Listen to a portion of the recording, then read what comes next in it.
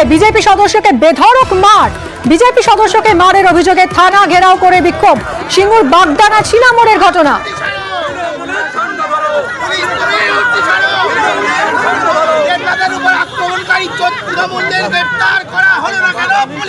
কি ঘটেছে ঠিক আমরা জানবো রানা আমাদের প্রতিনিধির কাছ থেকে। রানা, আমি জানো গত মঙ্গলবার দিন বাগডাঙ্গা 6 নম্বর গ্রাম পঞ্চায়েতের সদস্য দেবনাথ পাত্র, সে যখন একটি হাই মার্কেট কাজ হচ্ছিল, বিদায়ী সাংসদ লকেট চট্টোপাধ্যায়ের যে কোথায় একটি হাই মার্ক লাইটের কাজ দেখাশোনা করতে গিয়েছিল, সেইখানে অভিযোগ যে ওই এলাকার তৃণমূলের কয়েকজন দুষ্কৃতী দেবনাথ পাত্রের উপর ধরা হয়, তাকে বেধড়ক মারধর করে।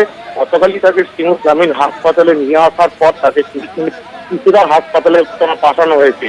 কিন্তু ঘটনার প্রায় 48 ঘন্টা কেটে গেল, কিন্তু সিঙ্গুর থানার পুলিশ এখনো পর্যন্ত দুষ্কৃতীরা কাউকে গ্রেপ্তার করতে পারেনি। সেই অভিযোগ তুলে আজ সিঙ্গুর থানার সামনে জেলা বিজেপির পক্ষ থেকে একটি ডেপুটেশন দিতে আসে। বিজেপি কর্মীরা উত্তেজিত হয়ে থানার ভেতরে ঢোকার চেষ্টা করলে পুলিশ বাধা দেয়। তারপরই থানার সামনে তারা বসে পড়ে রাস্তায় বসে বিক্ষোভ দেখায়। বিজেপির দাবি হচ্ছে অবিলম্বে দুষ্কৃতীকে গ্রেপ্তার করতে হবে, তাদের উপযুক্তমূলক শাস্তি দিতে হবে।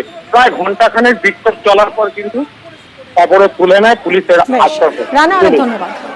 পুলিশ তুমি উঠতি ছাড়ো।